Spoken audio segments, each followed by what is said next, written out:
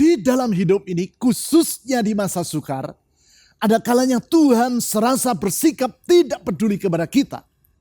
Di saat itu orang bertanya, di manakah Tuhan di tengah kesulitan yang sedang kualami? Sesungguhnya sama seperti tokoh Waldo dalam buku Where's Wally Now, Waldo selalu ada di setiap halaman dari buku tersebut. Demikianlah Tuhan selalu ada di setiap halaman dari kehidupan kita. Kuasa, hikmat, kesetiaan, dan kasih-Nya menjamin bahwa Ia tidak akan pernah meninggalkan kita dan selalu mengulurkan pertolongan tepat pada waktunya. Relasi dan kedekatan dengan Allah akan memampukan kita untuk mengatasi kesukaran dan melakukan perkara yang besar. Bapak, Ibu, Saudara sekalian, selamat berjumpa kembali di ibadah Gereja Kristen Perjanjian Baru Fajar Pengharapan. Bagi Anda yang rindu mengalami suasana ibadah yang baru dan penuh berkat, Anda dapat menghadiri ibadah umum setiap hari Minggu pukul 5 sore di Jalan Pasir Koja 58. Ibadah ini juga disertai dengan ibadah anak. Mari kita mengundang saudara, teman, dan rekan sekerja untuk turut beribadah bersama-sama di gereja kita. Alami kesegaran dan pemulihan rohani melalui pertemuan doa Oasis setiap hari Rabu pukul 10 pagi secara onsite di Jalan Pasir Koja 58. Bagi jemaat yang memerlukan dukungan doa, para penatua dan tim doa akan mendoakan Anda secara khusus. Bila Anda sedang mengalami pergumulan dan kesukaran, jangan berputus asa, karena Tuhan tidak pernah meninggalkan anak-anak-Nya. Dia berjanji untuk menolong kita mengatasi setiap permasalahan dengan kuasa-Nya yang ajaib. Kirimkan beban doa Anda ke nomor WA 0811 841 765. Para pendoa gereja kita akan mendukung Anda dengan mendoakan setiap beban dan pergumulan Anda tersebut. Informasi dan pengumuman penting lainnya dapat Anda lihat dan ikuti di bagian menjelang akhir ibadah ini. Selamat beribadah.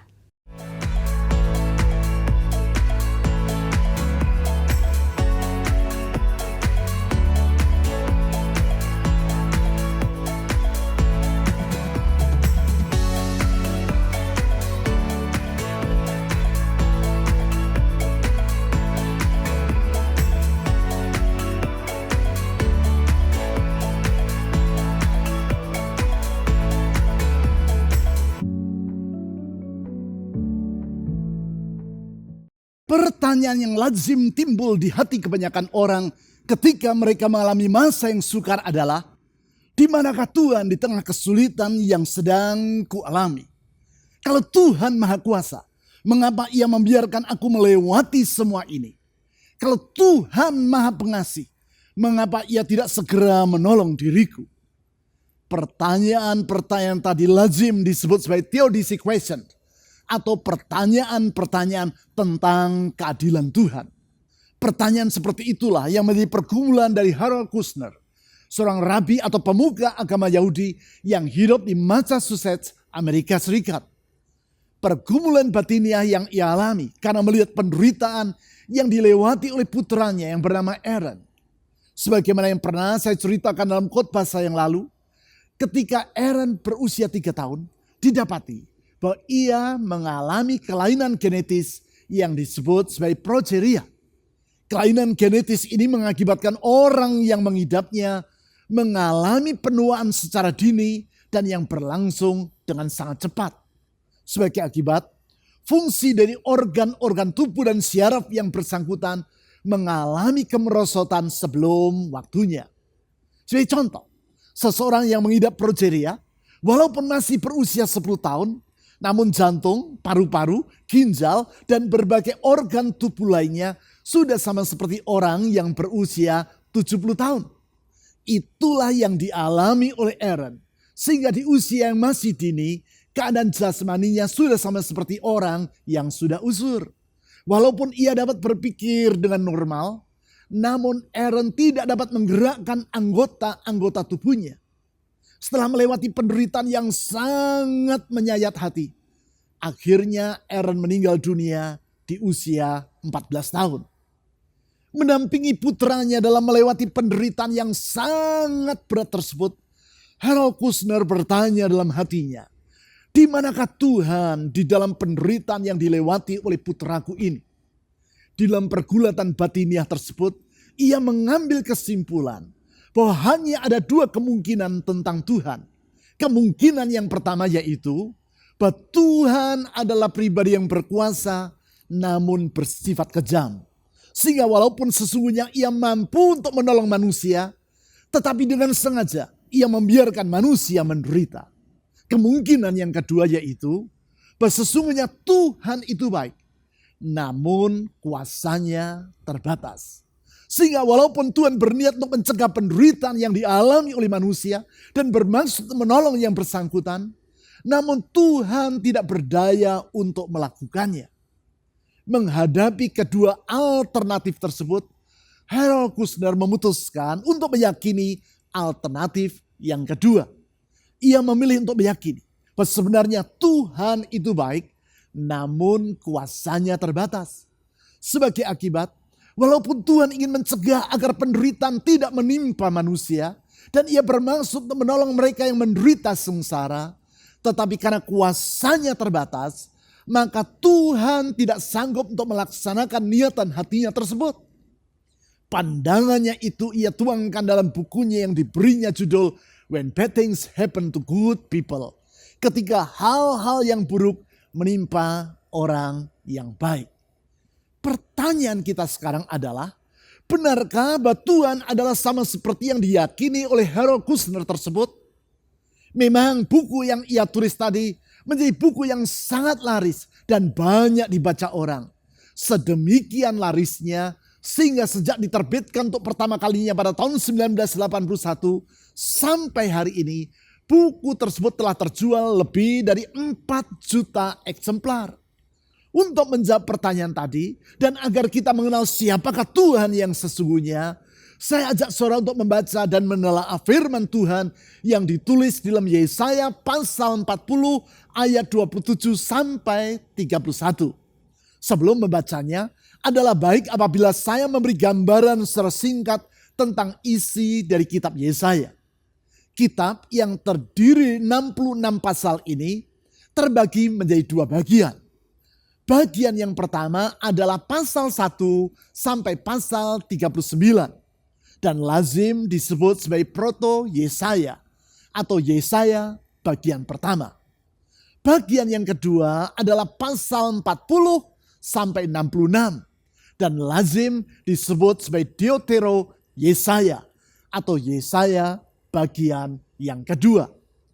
Proto Yesaya memuat seruan dari Tuhan yang ditujukan kepada umatnya agar mereka bertobat dari penyembahan berhala dan dosa-dosa yang mereka lakukan. Peringatan tersebut disertai dengan nubuatan tentang hukuman yang Allah akan jatuhkan kepada umatnya apabila mereka tidak bersedia untuk bertobat. Hukuman dalam bentuk pembuangan yang akan mereka alami. Artinya, proto Yesaya ditulis sebelum umat Tuhan mengalami pembuangan. Sedangkan Deutero Yesaya memuat penghiburan yang Allah berikan kepada umatnya, bangsa Yehuda yang sedang berada di dalam pembuangan di Babel. Di dalam penghiburan yang ia berikan, Tuhan menyampaikan janji dalam bentuk nubuatan bahwa ia akan memulihkan umatnya, membebaskan mereka dari pembuangan, dan mengembalikan mereka ke negeri tempat mereka berasal, yaitu negeri Yehuda. Berarti Yesaya pasal 40 ayat 27 sampai 31 yang akan kita baca ini merupakan bagian dari penghiburan yang Tuhan berikan kepada umatnya. Penghiburan yang membangkitkan pengharapan di dalam hati mereka. Yesaya pasal 40 ayat 27 sampai 31. Mengapakah engkau berkata demikian, hai Yakub? Dan berkata begini, hai Israel, hidupku tersembunyi dari Tuhan dan hakku diabaikan Allahku. Ayat 28. Tidakkah kau tahu dan tidakkah kau dengar? Tuhan itu Allah kekal yang menciptakan bumi dari ujung ke ujung. Ia tidak menjadi lelah dan tidak menjadi lesu. Tidak terselami pengertiannya. Dia memberi kekuatan kepada yang lelah dan menambah semangat kepada yang tiada berdaya. Orang-orang muda menjadi letih lesu, teruna-teruna jatuh tersandung. Tetapi orang yang menanti-nantikan Tuhan mendapat kekuatan baru. Mereka seumpama Raja Wali yang terbang dengan kekuatan sayapnya. Mereka berlari dan tidak menjadi lesu. Mereka berjalan dan tidak menjadi lelah. Sebagaimana yang telah saya utarakan tadi, ayat-ayat yang baru saja kita baca ini dilatar belakangi oleh masa pembuangan yang dialami oleh bangsa Yehuda, umat Tuhan di negeri Babel. Mereka tercabut dari negeri tempat mereka berasal dan hidup sebagai tawanan di negeri asing. Ibu kota negeri tempat mereka berasal, yaitu Yerusalem, dalam keadaan luluh lantak karena dihancurkan oleh tentara negeri Babel yang saat itu diperintah oleh Raja Nebukadnezar. Di tengah penderitaan yang mereka alami tersebut, seperti yang ditulis di ayat 27, mereka berkata, hidupku tersembunyi dari Tuhan dan hakku diabaikan Allahku. Artinya, di dalam masa sukar yang sedang mereka lewati, umat Tuhan bertanya, di manakah Tuhan dalam kesulitan yang sedang kualami? Apabila Tuhan memang berada dekat dengan umatnya, mengapa aku mengalami penderitaan seperti ini? Dan mengapa ia tidak segera menolong diriku? Di ayat-ayat selanjutnya kita melihat bahwasanya Tuhan menanggapi pertanyaan umatnya tersebut. Hal ini menunjukkan bahwa sesungguhnya Tuhan bersikap peduli terhadap mereka. Tuhan mendengar pergumulan batinia yang mereka alami. Dan Tuhan tidak mengabaikan mereka. Untuk itu Tuhan menjelaskan kepada umatnya tentang siapakah dirinya yang sesungguhnya. Dari sana kita dapat mengambil kesimpulan bahwasanya di setiap saat, baik di masa suka maupun sukar, di masa yang mudah maupun susah, kita perlu senantiasa mengingat bahwa yang pertama, Tuhan adalah pribadi yang kuasanya tidak terbatas. Saya ulangi, di setiap saat kita perlu senantiasa mengingat bahwa Tuhan adalah pribadi yang kuasanya tidak terbatas. Kesukaran yang kita alami sama sekali tidak menunjukkan bahwa Tuhan adalah pribadi yang tak berdaya. Seperti yang menjadi pendapat Harold Kushner, rabi atau pemuka agama Yahudi yang pandangannya telah saya paparkan secara singkat di awal dari uraian firman Tuhan ini. Bukan. Sebab sesungguhnya Tuhan adalah pribadi yang maha kuasa. Tentang kemahakuasaannya tersebut, di ayat 28 Tuhan berkata sebagai berikut. Tidakkah kau tahu dan tidakkah kau dengar? Tuhan itu Allah kekal yang menciptakan bumi dari ujung ke ujung. Ia tidak menjadi lelah dan tidak menjadi lesu. Ayat ini diawali dengan pertanyaan yang Tuhan ajukan kepada umatnya, yaitu tidakkah kau tahu dan tidakkah kau dengar? Melalui pertanyaan retorika, yaitu pertanyaan yang bertujuan untuk mengajak umat Tuhan merenung dan mengevaluasi diri tersebut. Tuhan mengingatkan umatnya bahwa sesungguhnya mereka telah mengetahui dan mendengar tentang kemahakuasaan dari Tuhan yang adalah Allah mereka. Kemahakuasaannya itu nampak dari karyanya dalam menciptakan alam semesta. Kemahakuasaannya yang tidak pernah berubah ataupun berkurang. Sehingga di ayat 28 tersebut Tuhan berkata bahwa dia adalah Allah kekal. Yang artinya dia ada dan tetap ada serta tidak pernah berubah untuk selama-lamanya. Di dalam kemahakuasaannya tersebut ia telah menciptakan bumi dari ujung ke ujung. Lebih jauh karena kuasanya tidak pernah berkurang. Sehingga Tuhan tidak pernah menjadi lelah dan tidak pernah menjadi lesu. Lalu mengapa umat Tuhan lupa akan kemahakuasaan Tuhan itu? Sehingga mereka seperti pribadi yang tidak tahu dan tidak pernah mendengar tentang hal tersebut. Memang kesukaran yang kita alami acap kali menutup mata kita. sehingga kita tidak menyadari tentang kebesaran dari kuasa Tuhan. Walaupun sesungguhnya kuasanya tidak pernah berubah, namun karena ingatan kita dipenuhi dengan pikiran tentang kesukaran yang kita alami, maka sebagai akibat mata hati kita tidak dapat memandang kebesaran dari kuasanya. Hal ini sama seperti ketika langit sedang diselimuti oleh mendung yang tebal. Mendung yang mengakibatkan mata kita tidak dapat memandang matahari. Bukan berarti dengan demikian maka sang matahari sudah tidak ada lagi.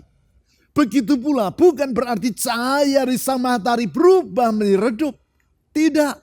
Sang matahari tetap ada di sana. Dan terang dari cahayanya tidak pernah berkurang. Namun awan yang tebal tersebut mengakibatkan mata kita tidak dapat memandangnya. Begitulah keberadaan dan kemahakuasaan dari Tuhan di masa sukar yang kita alami. Sesulit apapun situasi yang sedang kita hadapi, Allah yang kekal itu tetap ada untuk selama-lamanya. Kuasanya yang tidak terbatas sehingga ia mampu menciptakan langit dan bumi itu tidak pernah berubah. Ia tidak pernah lelah dan tidak pernah lesu. Hanya saja seperti yang saya kemukakan tadi. Karena ingatan kita dipenuhi dengan pikiran tentang kesulitan yang sedang kita hadapi. Yaitu bagaikan awan yang menutup mata hati kita. Maka sebagai akibat kita tidak menyadari kebesaran dari kuasa Tuhan. Namun ingatlah apapun yang sedang saudara alami. Sesungguhnya Tuhan tidak pernah berubah. Kuasanya tidak pernah berkurang. Akan ada saatnya awan yang tebal itu akan tersibak. Dan saudara akan kembali melihat cahaya dari kuasanya yang tidak terbatas. Di saat itu saudara akan menyadari bahwa sesungguhnya Tuhan tidak pernah meninggalkan Anda. Ia tetap ada di sana, dekat dan bersikap peduli terhadap diri saudara. Selanjutnya, yang kedua. Di setiap saat kita perlu senantiasa mengingat bahwa Tuhan adalah pribadi yang hikmatnya tidak terbatas. Saya ulangi yang kedua. Tuhan adalah pribadi yang hikmatnya tidak terbatas. Ketidakterbatasan dari hikmat Allah ini mengakibatkan acap kali karyanya tidak dapat kita pahami. Hal tersebut Allah utarakan di ayat 28 dengan berkata seperti berikut. Tidak terselami pengertiannya. Perlu kita ketahui bahwa bila kita tidak dapat menyelami atau memahami hikmat atau pengertian Tuhan, hal tersebut bukan karena Tuhan tidak bekerja atau berdiam di dalam kesukaran yang kita alami. Bukan. Dia tetap bekerja. Hanya saja kita tidak dapat memahami karyanya tersebut. Sebagai akibat kita berpikir bahwa Tuhan berdiam diri dan tidak berbuat apa-apa ketika kita sedang berada di dalam kesukaran. Padahal sesungguhnya kalau Tuhan mengizinkan kita melewati masa yang sukar, hal tersebut adalah karena ia memiliki maksud yang baik di balik kesulitan yang sedang kita alami. Melalui kesukaran tersebut ia membentuk dan memurnikan kehidupan kita. Hal itu sama seperti yang dilakukan oleh orang yang sedang memurnikan emas. Ia melewatkan emas tersebut melalui api yang melelehkannya. Sehingga logam-logam lain yang selama ini tercampur dengan emas itu akan mengapung di permukaan. Dengan cara demikian ia memisahkan dan memurnikan emas tadi dari logam-logam tersebut. Hal seperti itu pula lah yang Tuhan kerjakan atas umatnya, bangsa Yehuda. Dilewatkannya mereka melalui dapur perapian, yaitu pembuangan di Babel. Dengan cara demikian, Tuhan mengajar umatnya tentang konsekuensi dari penyembahan berhala. Sehingga melalui masa pembuangan tersebut, umatnya belajar untuk menghargai perintah-perintah Tuhan, serta menaatinya dalam kehidupan mereka. Itulah hikmat Tuhan yang tidak terbatas. Dengan kata lain, apabila saat ini saudara sedang melewati masa-masa yang tidak mudah, percayalah bahwa di balik semuanya itu sesungguhnya Tuhan tetap bekerja. Dalam hikmatnya ia membentuk dan memurnikan hidup Anda agar semakin berkenan kepadanya.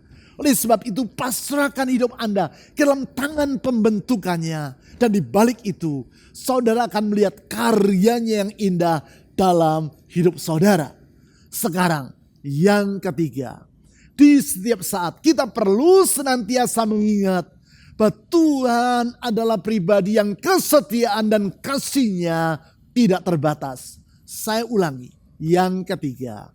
Di setiap saat kita perlu senantiasa mengingat bahwa Tuhan adalah pribadi yang kesetiaan dan kasih-Nya tidak terbatas. Dalam kesetiaannya, Tuhan tidak akan membiarkan masa sukar yang kita lewati akan melampaui batas kemampuan kita. Sedangkan dalam kasih-Nya, Tuhan senantiasa mengulurkan tangan untuk memberi kekuatan kepada kita tepat pada waktunya. Hal tersebut Tuhan utarakan di ayat 29 sampai 31 sebagai berikut. Yesaya pasal 40 ayat 29 sampai 31. Dia memberi kekuatan kepada yang lelah dan menambah semangat kepada yang tiada berdaya. Orang-orang muda meletih lesu, teruna-teruna jatuh tersandung. Tetapi orang yang menanti-nantikan Tuhan mendapat kekuatan baru. Mereka seumpama Raja Wali yang terbang dengan kekuatan sayapnya. Mereka berlari dan tidak menyelesu. Mereka berjalan dan tidak menjadi lelah. Di ayat 29 Tuhan berkata bahwa Dia memberi kekuatan kepada yang lelah dan semangat kepada yang tidak berdaya. Artinya Tuhan tidak membiarkan umat-Nya melewati masa yang sukar tanpa Dia terlibat dan menopang mereka. Tidak akan dibiarkan umat-Nya itu melewati masa sukar seorang diri. Dalam kesetiaannya disertainya mereka. Dan tidak dibiarkannya mereka mengalami kesukaran yang melampaui kekuatan mereka. Pada saat yang tepat, Ia selalu membuka jalan keluar bagi mereka.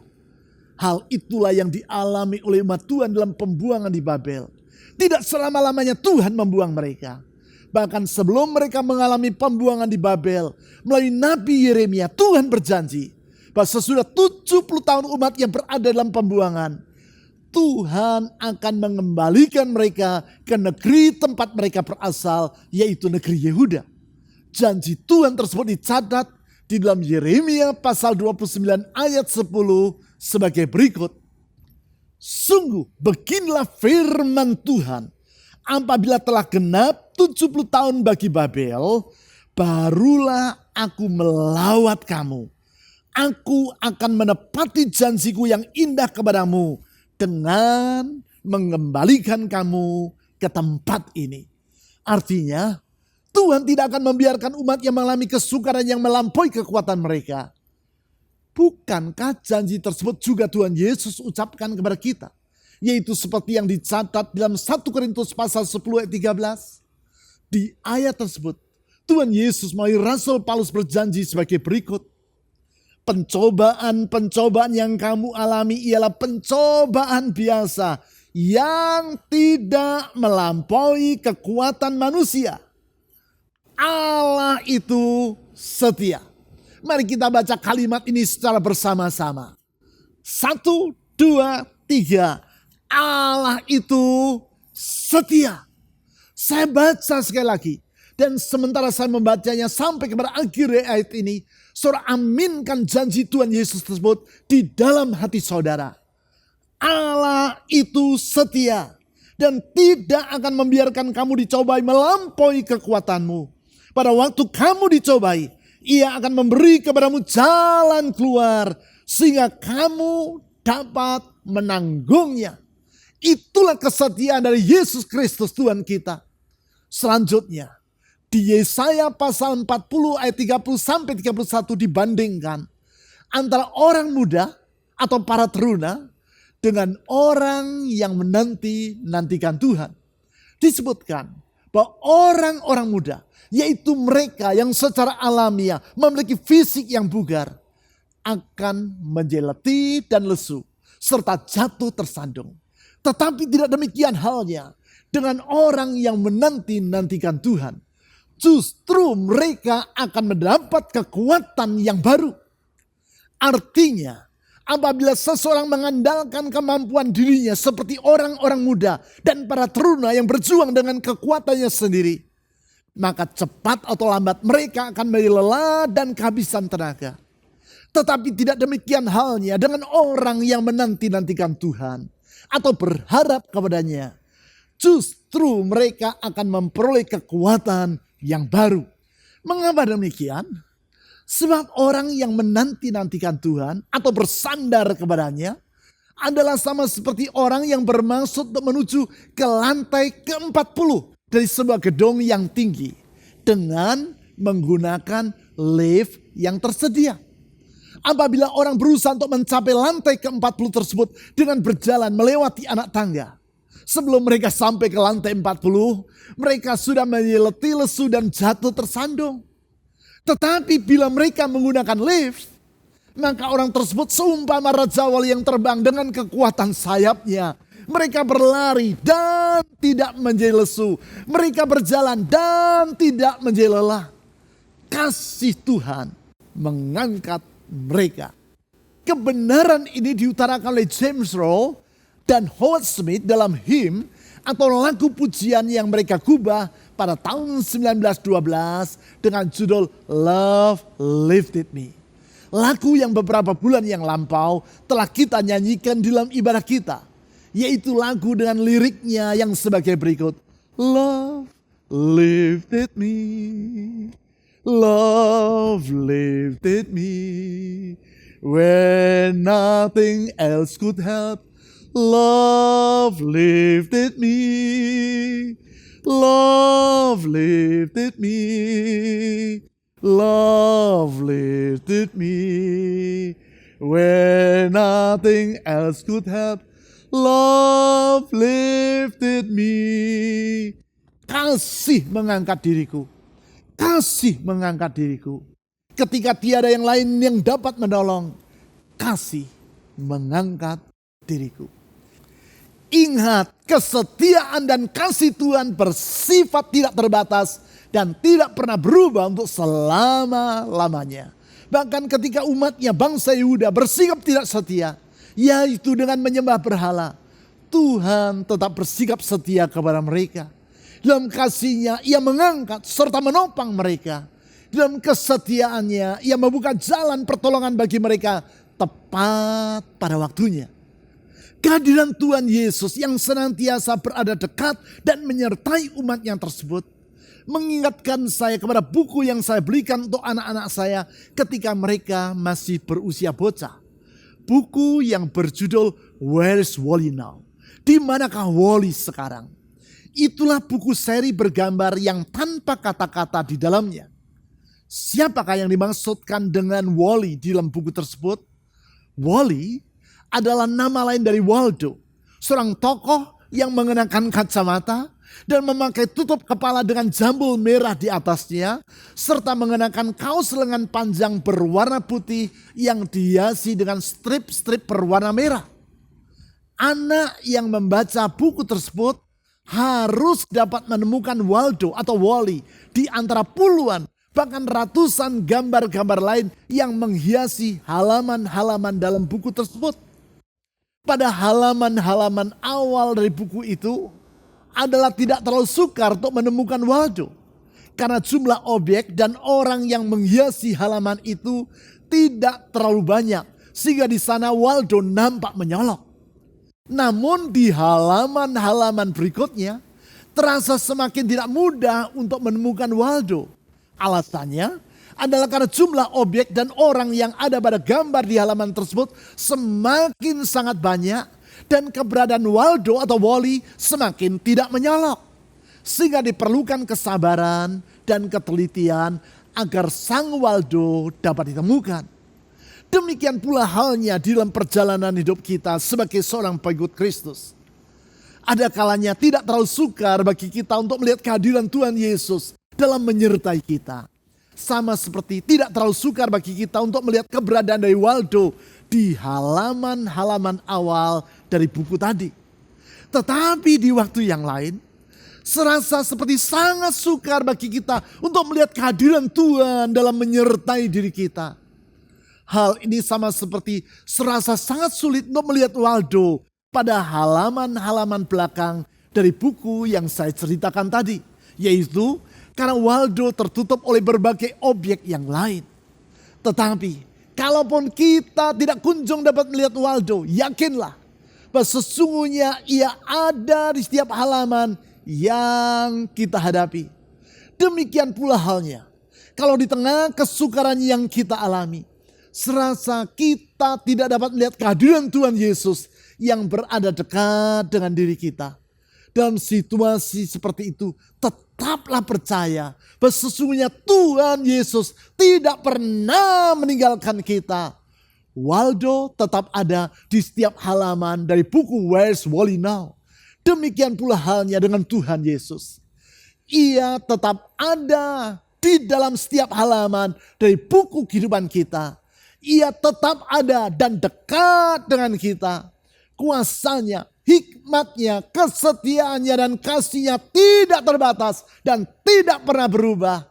Tepat pada waktunya, ia akan mengulurkan tangan pertolongan dan membuka jalan keluar bagi saudara. Mari kita berdoa. Tuhan Yesus, kami percaya kuasa-Mu, hikmat-Mu, kesetiaan-Mu, kasih-Mu tidak pernah berubah, tidak terbatas, dan tetap untuk selama-lamanya. Itu sebabnya apapun yang kami lewati, kami percaya Tuhan Engkau tetap ada dekat dengan diri kami. Karena tak akan Kau biarkan kami bergumul seorang diri. Tak akan Kau biarkan kami menghadapi kesukaran sebatang kara. Engkau dalam kesetiaan-Mu selalu menyertai kami. Dalam kasih-Mu Engkau membuka jalan tepat pada waktunya. Dan karena kuasa-Mu tidak terbatas, tiada yang mustahil bagi Engkau. Dan karena hikmat-Mu tidak terbatas, tiada yang sukar bagi Engkau. Tuhan Yesus, kami percaya di balik setiap kesukaran yang kami alami, sesungguhnya Tuhan tetap ada dan bekerja menenun hidup kami, membentuk diri kami agar hidup kami semakin berkenan kepadamu. Tuhan Yesus, dengan percaya kepada kesetiaan-Mu, percaya kepada kasih-Mu, kami menyerahkan diri ke dalam tangan-Mu. Tuhan, jadilah kehendak-Mu dalam diri kami. Karena kami percaya Tuhan yang akan membuka jalan keluar bagi diri kami tepat pada waktunya. Dan di saat itu hidup kami akan semakin indah di mata-Mu. Tuhan Yesus, dengan percaya kepada firman-Mu, saat ini saya berdoa, ulurkan tangan kasih dan kesetiaan-Mu. Menjamah setiap orang yang datang dalam keadaan letih lesu, berbeban berat. Tuhan, ulurkan tangan kuasa-Mu, mengangkat setiap beban, melakukan mujizat, pemulihan dan pertolongan bagi hidup kami. Karena kami percaya Tuhan Yesus, di dalam Engkau ada pengharapan. Dan pengharapan kami kepadamu tidak akan pernah mengecewakan.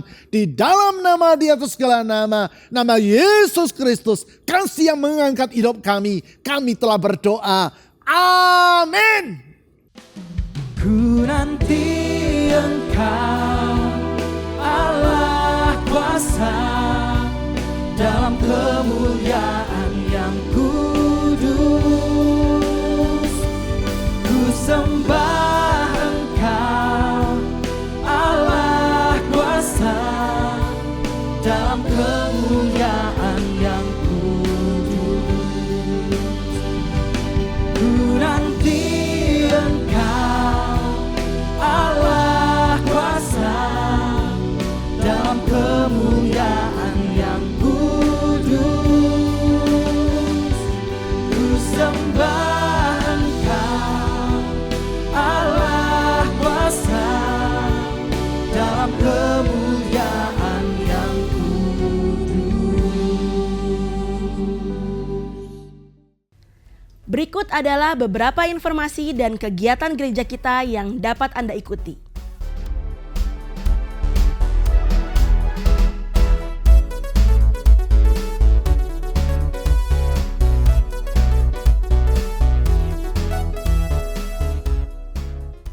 Persembahan dan persepuluhan sebagai ungkapan kasih dan syukur kita kepada Tuhan dapat Anda berikan dengan memasukkannya ke dalam kotak persembahan atau melalui rekening bank atau dengan cara men-scan QR Code dengan menggunakan aplikasi dompet digital. Ibadah online GKPB Fajar Pengharapan dapat Anda ikuti setiap saat mulai hari Sabtu pukul 5 sore melalui YouTube, website, dan aplikasi yang tertera di layar. Berbagai informasi penting lainnya dari gereja kita dapat Anda ikuti melalui website www.fajarpengharapan.net atau melalui aplikasi GKPB Fajar Pengharapan serta Instagram GKPB Fajar Pengharapan. Bapak Ibu Saudara sekalian, tetap patuhi protokol kesehatan, sehat selalu dan sampai jumpa minggu depan.